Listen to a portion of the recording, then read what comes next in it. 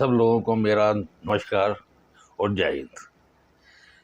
मैं आपका बहुत आभारी हूँ कि जो पिछला वीडियो मैंने बनाया था जिसमें मैंने एचआर का क्या क्या रोल होता है, क्या क्या उसकी जिम्मेवारियाँ होती हैं, वो आपको मैंने बताया था और आप सब लोगों ने उसे लाइक किया। मेरा पर्पज़ यही रहता है कि मैं आपको वो सब कुछ बताऊँ जो बुक्स में नहीं मिलेगा आपको, पर जो मैंने अपने 32 साल के प्रैक्टिकल एक्सपीरियंस में सीखा है वो चीज़ें मैं आपको बताने की ट्राई करता हूँ। और पिछली बार मैंने वो ट्राई की, लोगों को अच्छा लगा तो मेरा थोड़ा हौसला बढ़ा। इसलिए मैंने आज का जो विषय चुना है वो विषय है कि ऑर्गेनाइजेशन में हर आदमी काम करता है, इफेक्टिव तो होता है, पर वो रिस्पेक्टिव नहीं बन पाता। अब उसकी कई वजह हैं, क्योंकि उसको डिसिप्लिन भी मेंटेन करना है, रूल्स रेगुलेशन भी एनफोर्स करने हैं, मैनेजमेंट की जो पॉलिसी है वो भी इम्प्लीमेंट करनी है। तो थोड़ी सी उसके लिए दिक्कत आती है, क्योंकि जो मैनेजमेंट चाहता है ज़रूरी नहीं कि वो एम्प्लॉई या वर्कर उसको एक्सेप्ट करे, पर एक्सेप्ट तो कराना है। उसके लिए बहुत ज़रूरी है कि एक एचआर प्रोफेशनल है वो रिस्पेक्टिव हो। जब आप रिस्पेक्टिव होते हो तब लोग आप पे ट्रस्ट करते हैं, आपकी बात को सुनते हैं। अब अपनी बात को मैनेजमेंट से मनवा सकते हो, अब अपनी बात को वर्कर्स को समझा के मनवा सकते हो। इसलिए मैंने इस विषय को लिया है। जैसे कि आप जानते हैं कि एक एचआर प्रोफेशनल का एक ये भी रोल है कि मैनेजमेंट और एम्प्लॉई और वर्कर के बीच में पुल का काम करे। जैसे कि एक हस्बैंड अपनी मदर और वाइफ के लिए पुल का काम करता है, उसके लिए ज़रूरी है कि वो जो मदर की एक्सपेक्टेशन है उसको भी पूरा करे, जो वाइफ की एक्सपेक्टेशन है उसको भी पूरा करे। पर तभी कर पाएगा ना जब लोग उसको रिगार्ड देंगे, रिस्पेक्ट करेंगे। ऐसा ही मिलता जुलता रोल उसका मैनेजमेंट में है। वहाँ पे घर में मदर है, यहाँ पे मैनेजमेंट है। घर में वाइफ है, यहाँ पे वर्कफोर्स है, एम्प्लॉइज़ हैं। तो इसका वही रोल है जो वो घर पे करता है, कोई नया रोल तो है नहीं है। इसके लिए बहुत ज़रूरी है कि अगर उसकी रिस्पेक्ट होगी तो मैनेजमेंट भी उसकी बात मानेगा, वर्कर भी उसकी बात मानेगा, वर्कर उस पर ट्रस्ट करेगा। यही कारण है कि मैंने इस विषय को आपके लिए चुना है। अब सबसे पहले ज़रूरी है कि एक इफेक्टिव एचआर प्रोफेशनल के लिए हमें क्या क्या करना चाहिए, जो मैं आपको बहुत शॉर्ट में आपको मैं बताता हूँ। इफेक्टिव होने के लिए सबसे ज़रूरी है कि आपको जो भी एचआर की नॉलेज है वो होनी चाहिए। नॉलेज ही नहीं, वो अपडेट नॉलेज भी होनी चाहिए। अच्छा, उसके साथ साथ हमें क्या करना है, हमें एक एचआर का ग्रुप बनाना है। उस ग्रुप के साथ मिलना है, वहाँ की जो जो प्रॉब्लम है लोगों की वो जब डिस्कस होंगी तो हम उससे भी हमारी लर्निंग होगी। अपनी जो भी आपकी क्वालिफिकेशन है कोशिश करो कि कंटिन्यू उसको आगे बढ़ाते रहो। और इसमें भी इम्पोर्टेंट ये है कि ऑर्गेनाइजेशन में जो भी मीटिंग होती है उसमें आपको जाना चाहिए, क्योंकि जब आप मीटिंग में जाओगे तो पूरी ऑर्गेनाइजेशन की जो प्रॉब्लम्स हैं वो आपसे डिस्कस होंगी।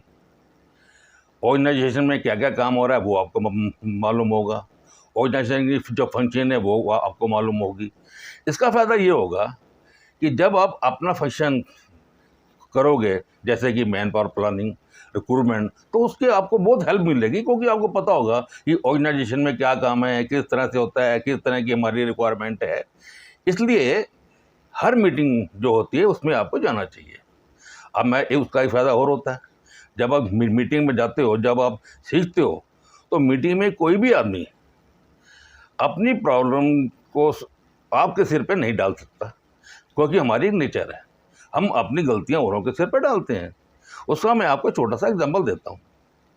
एक ऑर्गेनाइजेशन में मैं था, क्वालिटी की प्रॉब्लम आई। बस जो क्वालिटी हेड था जी वो कहता है जी देखो जी, मैंने एचआर को बोला था जी आप इनको लोगों को ट्रेनिंग दो, इतने घंटे की ट्रेनिंग थी जी, इन्होंने तो सिर्फ इतनी ट्रेनिंग दी है जी, इस वजह से क्वालिटी की प्रॉब्लम आ गई है। मैंने उससे पूछा, मैं कहा आप एक चीज़ बताइए, क्या सारी जो प्रॉब्लम है क्वालिटी, क्या ये मैन पावर की क्या ये लोगों की प्रॉब्लम है क्या? हाँ जी, वो लोगों को ट्रेनिंग हुई। मैं कहा आप एक काम करिए, आपने जो एनालाइज किया है वो बताइए, क्या आपका बेस है कि आप जो कह रहे हो कि सारी प्रॉब्लम ये एचआर की है? अब वो चुप हो गए। फिर मैंने दोबारा पूछा, मैं कहा जी कहीं तो आपने एनालाइज की है ना कि क्वालिटी की प्रॉब्लम ही सारी एचआर की है, बाकी जगह की प्रॉब्लम नहीं है। अब वो चुप हो गया।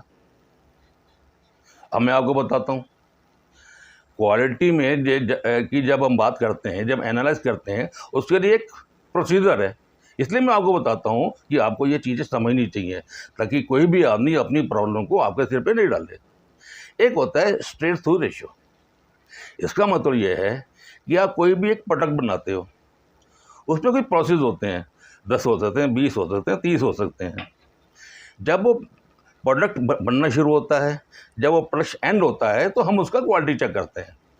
उस क्वालिटी चेक में हम देखते हैं कि कितने % प्रॉब्लम मशीन की थी, कितने % प्रॉब्लम मैन की थी, कितने % प्रॉब्लम मटेरियल की थी। तो ये एक एनालाइज होता है। उससे बेस पे हम फिर आगे एक्शन करते हैं कि अगर लोगों की प्रॉब्लम है तो हमको ट्रेनिंग देंगे, मटेरियल की प्रॉब्लम है तो मटेरियल को देखेंगे, मशीन की प्रॉब्लम है तो मशीन को देखेंगे, है ना। अब उनके पास कोई जवाब नहीं था, मैं समझ गया। और खैर वो बात फिर वहीं ख़त्म होगी, ठीक है जी इसको आगे देखते हैं। मेरा कहने का मतलब ये था, अगर आप एचआर को इस तरह की नॉलेज नहीं होगी, आप मीटिंग में नहीं जाओगे, तो सारी जो प्रॉब्लम्स हैं वो एचआर के ऊपर डाल दी जाएंगी। चलो कोई बात नहीं, एचआर पर डाल दी, वो भी कोई ऐसी बड़ी बात नहीं है, क्योंकि पर ऑर्गेनाइजेशन का नुकसान तो नहीं होना चाहिए ना। होगा क्या कि जो मेन ग्रास रूट की जो समस्या है वहाँ से हम हट जाएंगे, सारी प्रॉब्लम जो एचआर की आ जाएगी, हम ट्रेनिंग पे लग जाएंगे। अब मटेरियल की क्या प्रॉब्लम है कोई नहीं देखेगा, मेंटेनेंस की प्रॉब्लम है कोई नहीं देखेगा। तो इसलिए किसी भी एचआर के आदमी को ये बहुत ज़रूरी है कि वो हर मीटिंग में जाए और मैनेजमेंट में का जो भी प्रोसेस है या जो भी हम वर्किंग होती है वो सबको देखे और उससे वो सीखे, क्योंकि उससे उसका भी काम आसान होगा, उसको भी नॉलेज बढ़ेगी। और जो मैनेजमेंट का जो जहाँ से प्रॉब्लम स्टार्ट होती है वो आपके सिर में ना डाल के वहाँ पे उसको देखा जाए। और उसके साथ ये भी ज़रूरी है कि आप जो भी नॉलेज लेते हो उसको इम्प्लीमेंट करो। अगर आपने इम्प्लीमेंट नहीं किया तो उसका कोई फ़ायदा नहीं है ना नॉलेज का। आप जो भी सीखते हो उसको इम्प्लीमेंट करो, ठीक है। हो सकता है आप पहली बार सक्सेस नहीं हो जाओगे, पर जो कमियां रह जाएंगी उसको फिर देखो, आप दूसरी बार सक्सेस हो जाओगे। तो इसलिए नॉलेज का फ़ायदा तभी है अगर आप उसको इम्प्लीमेंट करोगे, नहीं तो वो नॉलेज का कोई फ़ायदा नहीं है। अगर आप ये नॉलेज भी ले लेंगे, इम्प्लीमेंट भी करोगे, बट नेचुरल आपका रिगार्ड भी बढ़ेगा, आपकी रिस्पेक्ट भी बढ़ेगी। इसके साथ ही मैं इस वीडियो को विराम देता हूँ। मुझे उम्मीद है कि जो मैंने कहा है आपसे कुछ सीखा होगा। और इसके पार्ट 2 में मैं आपको ये बताऊंगा एक इफ़ेक्टिव और रिस्पेक्टिव एचआर प्रोफेशनल बनने के लिए क्या करना चाहिए, क्या नहीं करना चाहिए, क्योंकि ये बड़ा इम्पोर्टेंट है। और ये छोटी छोटी बातें हैं जो मैंने अपने एक्सपीरियंस से सीखी है। वो ये मैं ये नहीं कहता कि आप लोगों को पता नहीं होगा, बट कई बार क्या होता है, कुछ चीज़ें ऐसी होती हैं कि जिस पे हम ज़्यादा ध्यान नहीं देते, और वो बड़ी छोटी छोटी चीज़ें बड़े काम की होती हैं, वो किसी आपको बुक्स में नहीं मिलेंगी। ये चीज़ें आपको हमेशा एक्सपीरियंस से ही मिलती हैं। इसलिए मेरा जो पार्ट 2 है वो इससे भी ज़्यादा इम्पोर्टेंट है, क्योंकि उसमें मैं आपको बताऊँगा कि एक एचआर प्रोफेशनल बनने के लिए आपको रिस्पेक्टिव होना क्यों ज़रूरी है। इसके साथ ही मैं आपका बहुत बहुत धन्यवाद देता हूँ और उम्मीद करता हूँ कि मेरा जो पार्ट 2 आएगा उसको आप देखोगे।